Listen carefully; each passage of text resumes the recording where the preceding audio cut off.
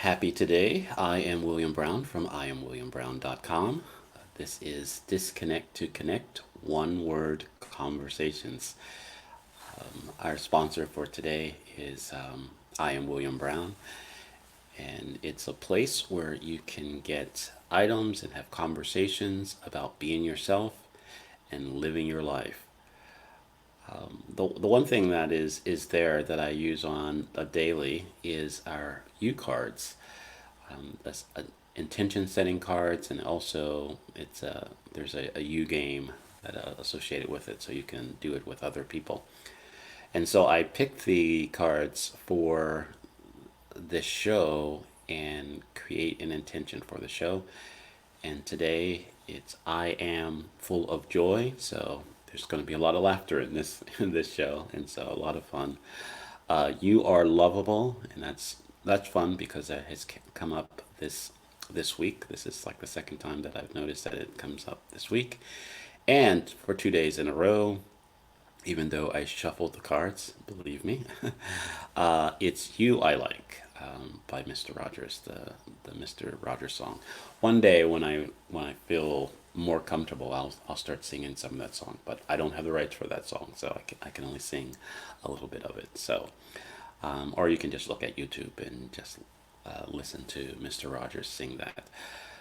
So, with that in mind, we're going to look at the word that we have for today, and advocacy, and it is really interesting that this word shows up today, in the fact that a lot of people don't know that my shows are scheduled out almost a month ahead of time, and a week or two before I pick a word or I have um, a word becomes available for me to assign to someone. So this word has been assigned for a while, and I have been very excited and interesting how it shows up, and especially with everything that is going on with me and a lot of other people, and including the friend that I have on today.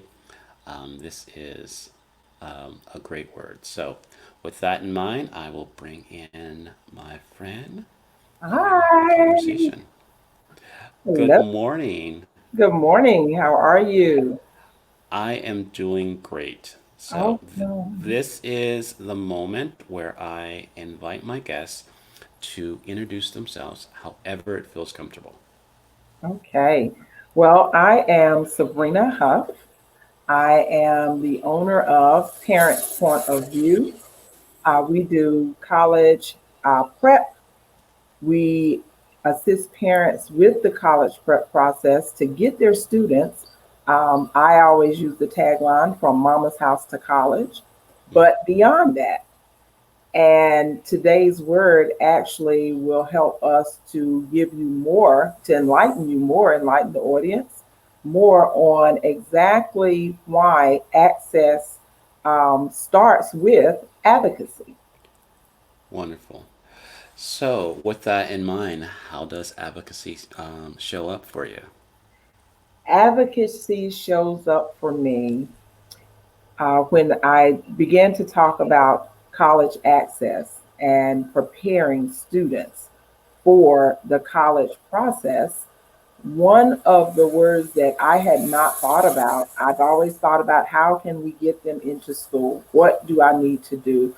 Right. What do I need to show? What resources are available? But advocacy is actually where access starts. Mm, When a student is looking to go off to college, we have to teach them how to tap into the college process for themselves, whether it is through receiving scholarships, whether it is through knocking on the door of the financial aid office, the business office, and actually advocating for themselves. right. And one big piece of advocacy is change, being able to actually change the current laws through advocacy Right. that are dealing with how students are getting funded, where funding is coming from, what policies are in place. I don't know how much you or your audience, Bill, may be aware of the fact that the FAFSA, the free application for financial student aid, actually starts with a policy. How do Hmm. we change policies? We advocate for ourselves.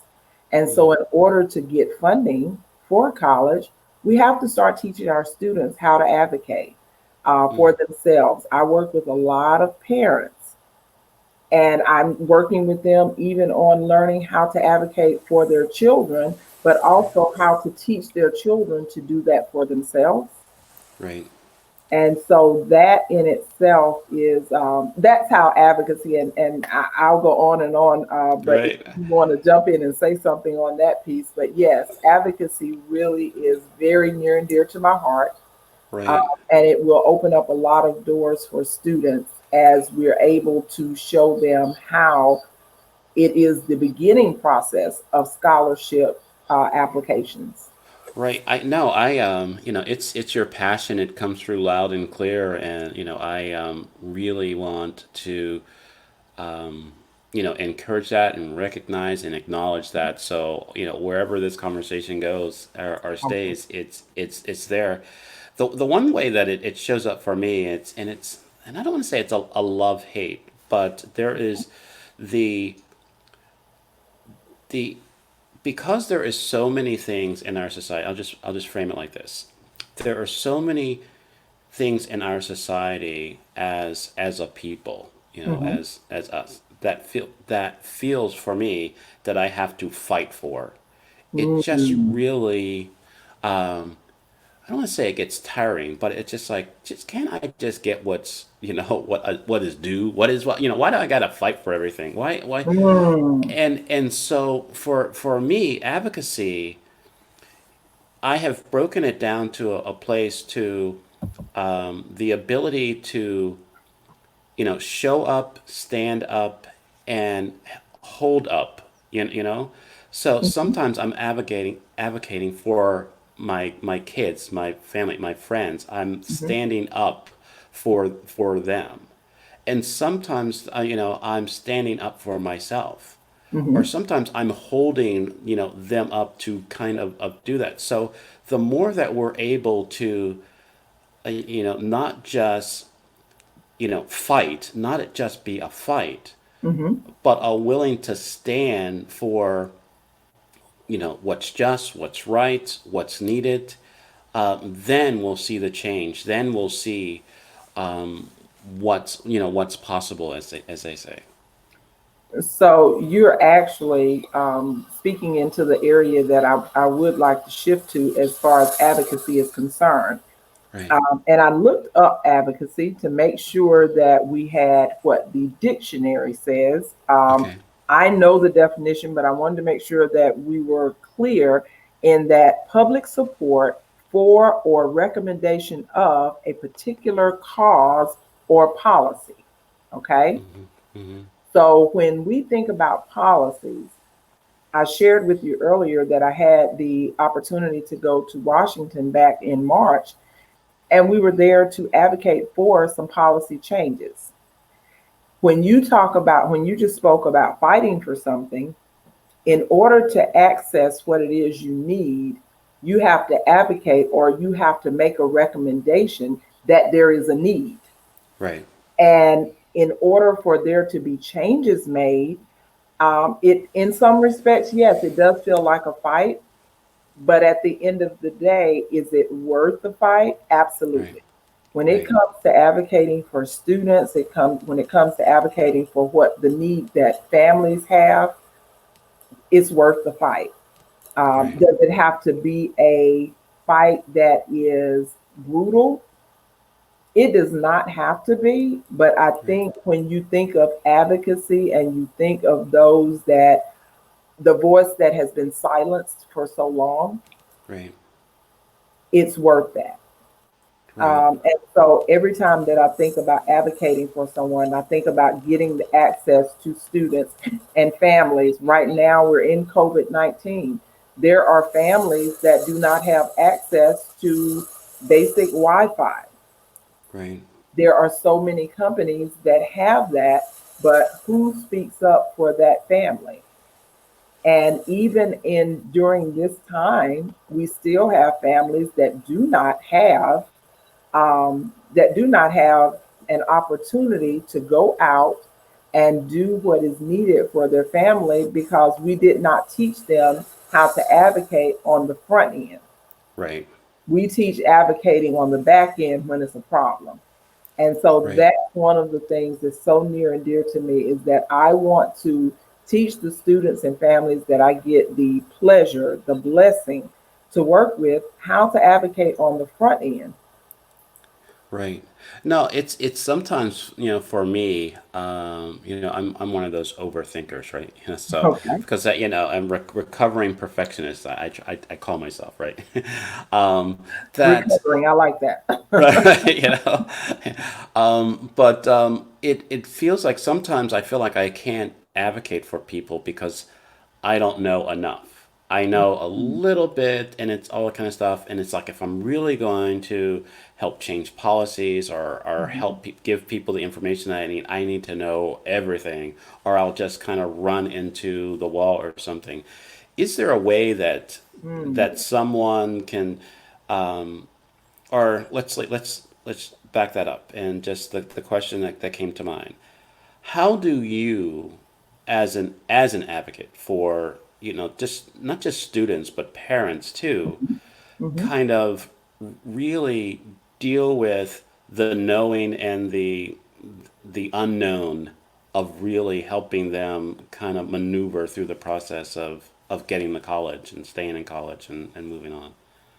And it's interesting that you asked that question or phrase the question that way because we will actually be doing some of this afternoon, role playing. Hmm. I go through the entire process of if I'm the business office, I'm the person in the business office, a student is coming in to see me, this is what it's going to look like. Right. I am now the financial aid office, this is what it's going to look like. Got it. Student services and so forth. Even I even get to be the president sometimes of a university. Oh, good. For those And special cases, right? exactly. But students have to learn that your voice first and foremost matters. Right. That parent that has been stifled in a lot of instances because you go to the school, you either talk to the principal or you talk to the teacher. Right. Well, your voice is so strong that you actually can go talk to the superintendent. You can actually go to Raleigh and set up a meeting with the director of North Carolina Department of Instruction or of Public Instruction or whatever city you're in. So Right. your advocacy has to start on the level of let's be in our comfort zone, let's do some one on one. This is what it looks like and then build our way. It's not Right. overnight. I was not always that parent that knew that my voice mattered. I Right. was also not the parent that taught my children at one point Right. that their voice mattered. But Right. in the society we live in now, if we do not know or if we do not teach our children that their voice matters, it will continue to be stifled. Policies Right. will not change. Right. Advocacy will become a thing of the past. Right. No, the one thing that showed up for me, and I really appreciate the element of role playing, is Hmm. because it feels like, and you can correct me if I'm wrong, it feels Okay. like it's not just that you're giving them information, but you're giving them the tools to. I mean, Hmm. so it's like, hey, um, this is what you need to look for, or this is how I am standing up for you, right? To go back Hmm. to that Hmm. analogy, I am stepping in and standing in as all these roles, right? Hmm. And now I'm able to help you stand up for yourself, Yes. within that. So now when I'm not here standing for you, you can stand for yourself and go from there. And it's like sometimes it feels like I'll speak for myself because I was Hmm. going to say other people, but it is like you wait for other people to stand up for you. You wait for, a leader or you wait for someone and to really say, okay, they're going to be in a fight. They're Mm. going to, the protest. They're going to do Yeah. all that so I can get the benefit of it instead of really using that moment to find my voice and then be able to use it. And it is that level of we all have play our part with Mhm. changing policies and changing things the way it needs to go. I cannot stress enough at this very moment how everything is being woven together. And I say that because when you posted um, a I guess a quote on yesterday Right. leading up to today, and so I wanted to make sure I had it at hand. And it Okay. says all advocacy is at its core an exercise of empathy. Wow. When we're role playing, I not only sit in the seat of authority, business office, financial aid, college president, student services. I not only sit in the seat of authority, but I switch seats and I Right. allow my student or my parent to be the business office, financial aid, even though we may, crawl through the process. But Right. some of the things that they would think that the person is saying, I also allow them to hear me be them Right. so that Wow. I'm in that seat of empathy and so that the parent can say, no, this is how I would have felt going in there knowing that my student did not have enough to stay in college. And these were some of the questions that I would have asked. And Right. this is the answer that I would have expected from the Right. person that's in authority. So Wow. that moment of empathy, we also work with them on that as well because until you walk in a person's shoes, you really Right. don't know. Right. Yeah, and the one reason I love that when I try to promote the show the day before and just try to Hmm. find something, and that really hit me Hmm. to a point that it's like, oh, that's all it is. If I just, instead of getting caught up with all of the other stuff Yes. and just willing to be with the person and really understand what they're thinking, what the needs are, Hmm. and how I can help within that. And I think really I think there's a lot of assumptive communication that Oh, we yes. have.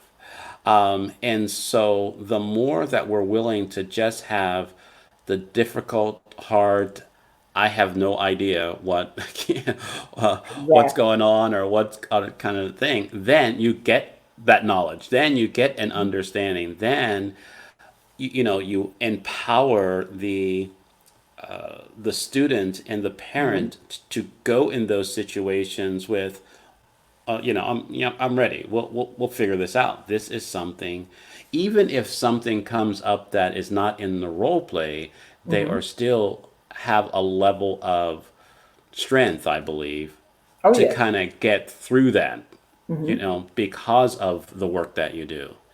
And just like I said, just really being available for within the conversation, and going there. There's a lot of, I don't know why this just came to mind, and it's kind of connected to the some of the racial conversations that we're having right now. But Hmm.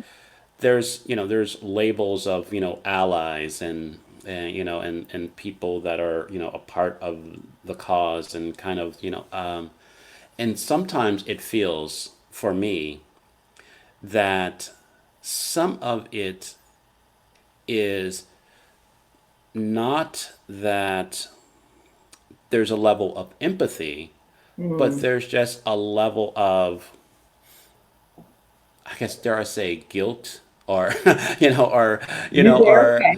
right, but or something else. And sometimes when you have those hard conversations, it's like, okay, this is how you can help in this situation. Hmm. Listen, understand. Let's go through a role play. Let's go through, let's get the emotions and anything like that. And I Hmm. think some of the conversations around race with, I guess, non-black and brown people, seems like we're still seeing it from their point of view, instead of them seeing it from our point of view.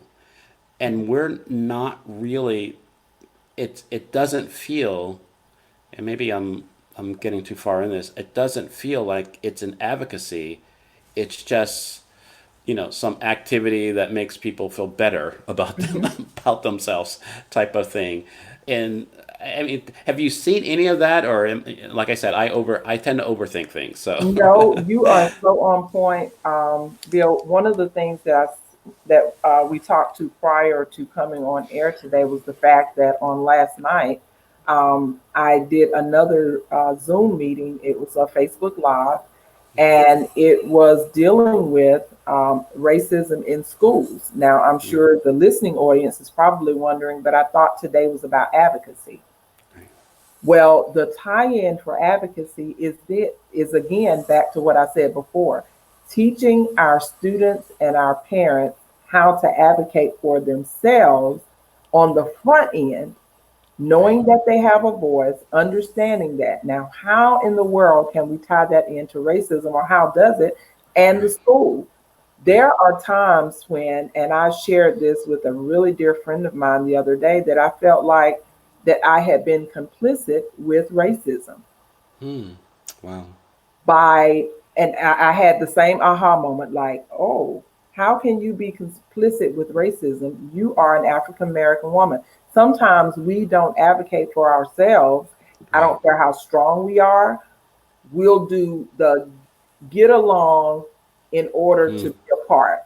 got it, We will not advocate when, and sometimes we will know. And one of the prior directors, a retired director for North Carolina Department of Public Instruction, actually said this.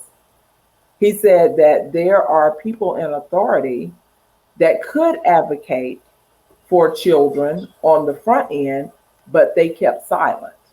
They mm, passed the student because the student was quiet. The student didn't bother anybody, and no one right, bothered the student. So we pass you on with the A. Well, as a right, parent, how can I advocate for my child? right, Especially when he got an A on the report card, but right, he still can't read. He right, still can't wow, count. wow, That does not go together. So, how do we advocate? We learn what the policies are. We talk to those that are out here advocating for our children so that when there comes a time when they are needed, we can come to the table. Teaching them how right, to come to the table for themselves is the only way that I know how to describe that. right, So, when we think about the racism piece and in the schools, on the college level, where they say the squeaky wheel gets the grease or the oil, right, making your voice heard because you have some needs, but in order for them to be met, you have to speak up. right, wow. Yeah, there is this. I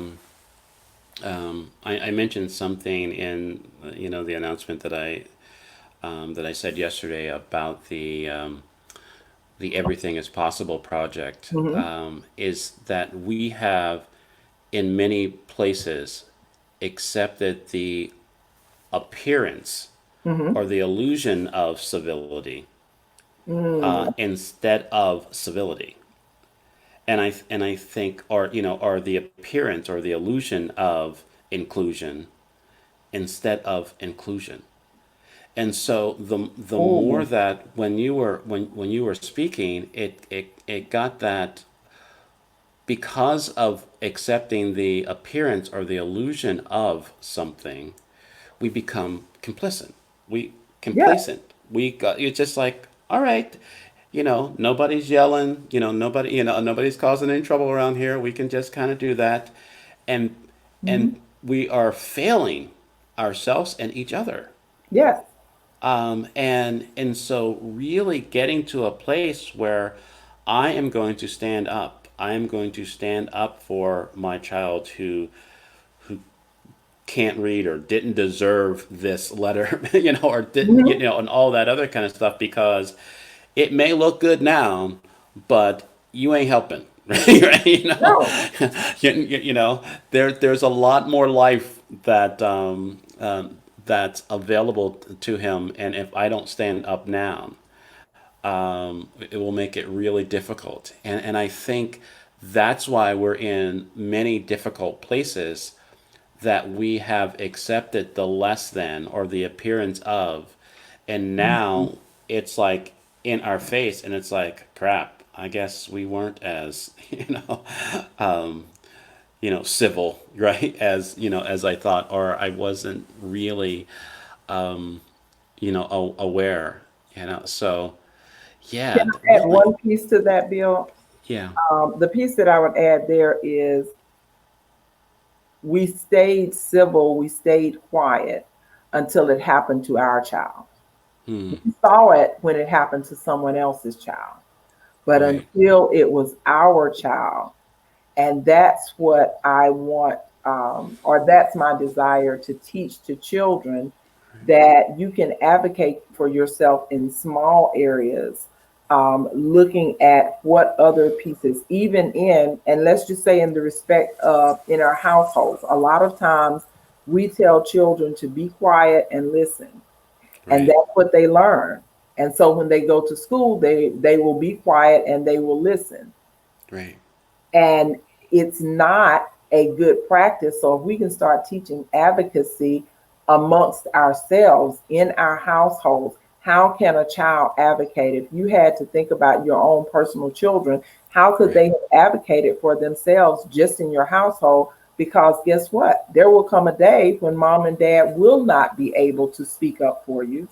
Have Right. we prepared you on the front end, not after someone has gotten hurt or someone, God forbid, is dead and gone, but how can Right. we teach advocacy on the front end?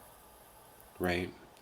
Yeah, it's yeah, because there's going to come those moments where it's just you, right? Right, Exactly. right, and it's just like, all right, so And what you'll have what an you gonna aha do? moment like me, where you Right. know that you have been complicit with something that you could have stood up for, but Right. because it wasn't a wave being made, you didn't Right. say anything. And now it's not only a wave, it's a whole monsoon.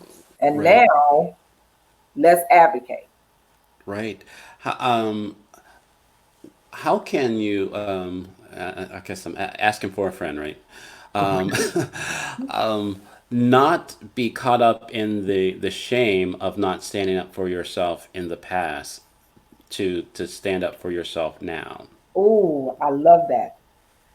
I cannot tell you over the last week, I will say, I had this huge aha moment, and I'm not ashamed of it because I know that God woke me up in it, Right. where I had to say out loud, I have been complicit. Hmm. I have been complicit.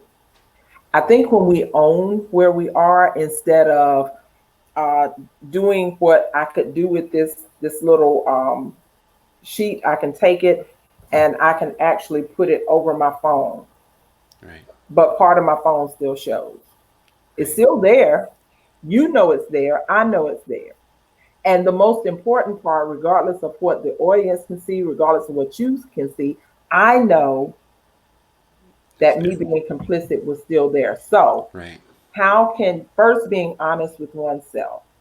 Right. If there is a vertical relationship with a higher being, with source, with God, whomever you worship, really being honest, because once He wakes us up, going back to sleep is, you could, Right. it's not going to be a good sleep though. Right. Has anyone ever woke you up and it's like, oh God, and you're trying to go back to sleep and it's just like, I can't. Right. Right. That's where I am. And so when we wake up, Right. we have to shake ourselves, we have to forgive ourselves Right. and anyone that may have wronged us. But from this moment forward, I have no need, no desire to look back. Right. Backwards is not an option. Right. And I will be honest with you, at my hands, not one child will ever not have an opportunity for access via advocacy.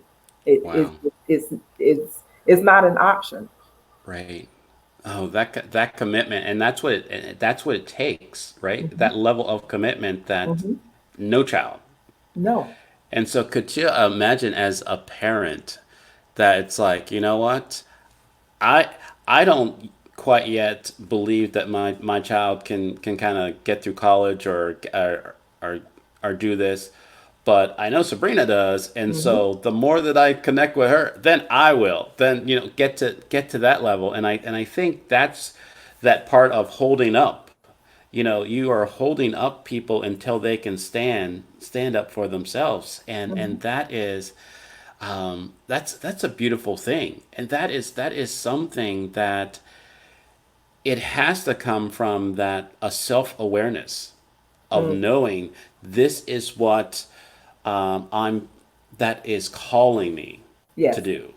I wake up in the morning. I wake Right, up in the morning thinking of, okay, what are the next steps? What new resources? Um, COVID-19, again, I say, didn't catch God by surprise. So we should stop right, acting like we're in shock. right, And we have to do what He has called us to do because He has slowed us down to catch us up. right, And where He's catching me up at is in advocating for children and advocating for parents, in being aware that even though I was walking around and I was doing, and it was okay to go here and go there and plan this and do this workshop, but access via advocacy really is what right, it is. And I know this is the one word and we're doing one word, but right, in order to get to advocacy, you have to be able to know that you can access some things via advocacy. right. It's N- almost like it's going, instead of, because I use access via advocacy, but it's almost like the access will equal advocacy and vice versa. They right, it does not, they don't separate.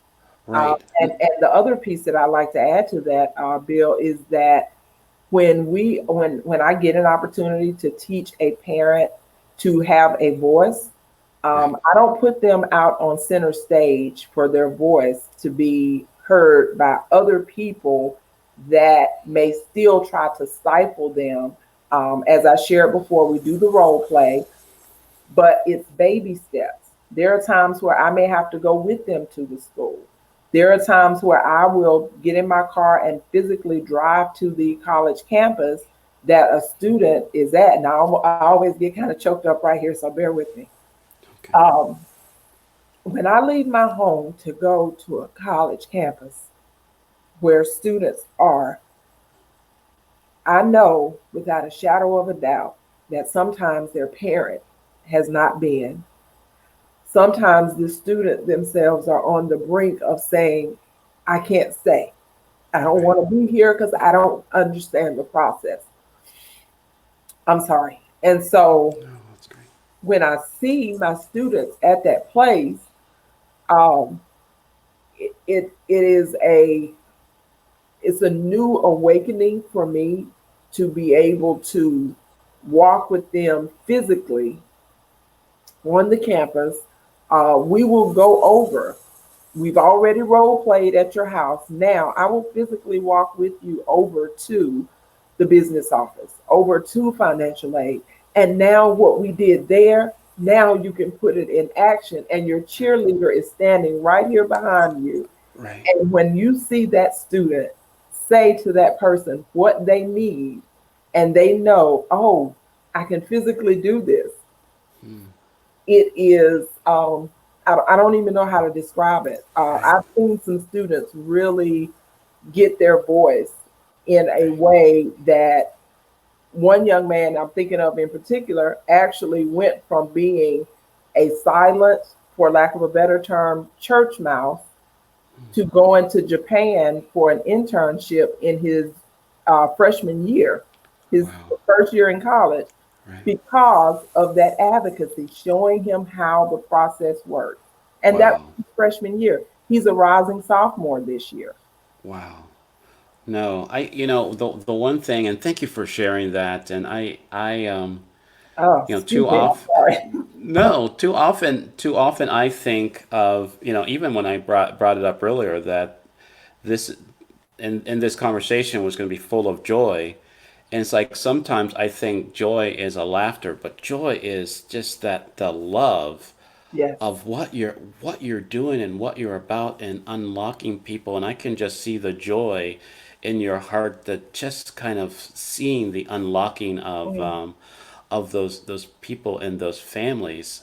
And so no, so thank you. It is it what I've noticed from having this one word conversation is that, the one words usually don't come with just the definitions. They come with emotions, they come with Yes. feelings, they come with, stories. They come with other words, and so, sometimes the reason why we get hooked up on, a word or two is because what other word has gotten attached to that word. And so no, you said it beautifully, that it is advocacy, is access, is a part of that, is Hmm. giving people access, and it's like on both sides of it. And so no, that really helps me, because I am, as I mentioned before, I'm starting this big project of Hmm. really empowering people, not really empowering people, but having a conversation with people, so they can stand up for themselves, they can stand up for their Mm. community, and they can then do things and not wait.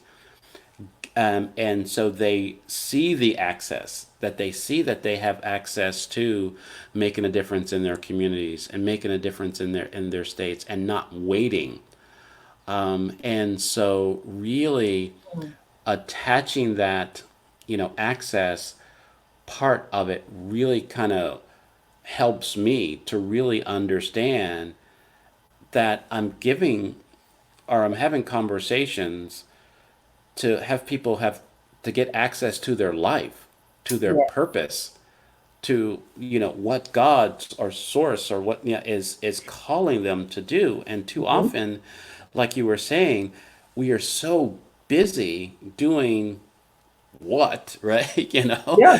That we miss the call of our life, Mm. and honor that, and to have someone like you to just stand up for people. I mean, it is just it is just an act of love. And it's there was something that, I don't know if I shared it or I saw it recently, but being yourself is being love. The more Hmm. that we are ourselves, Yeah. we are just love. That's just it. And too Exactly. off and too often we try to be everything else, right? We try to be like someone else. We try to do all that other kind of stuff, and then we wonder why, people think that we're manipulating things or all that other kind of stuff. But Mhm. love is just love, and Sure. when we are our individual expression of God, Hmm. all we are is love, another way of loving. And you show that loud and clear. And Oh, like thank I you. said, hopefully that wasn't a rant there. It just felt like I said just No, too it many was words, not a right? rant. It was not a rant. It was not a rant. I am thankful. I am very thankful. And I know that we could talk about this for hours because of the passion that we both have for what it is we do and the people that we serve. Um, so yeah, I'm just grateful for an opportunity to be on your show to Right. share with your audience. Right. And here's some of your contact, your information that they have, that they can reach out to you, and to uh, go to your website there, because there's a Mhm. I mean, with COVID and everything, I'm sure there's, I don't want to say it's a monkey wrench, but I'm sure the college experience, or trying to get connected to the college experience, is changing before our eyes, and kind of seeing how you can help people through that, along with everything else, is probably interesting. Well, it has been, but I am thankful for Wi-Fi. I am very thankful for my new best friend called Zoom. Right. I have Zoom meetings. We set up meetings that way. We actually do several academies where parents and students are able to get online and access the academies. I have several different partners that I work along with in the Salisbury area. And so we're able to connect parents with other resources.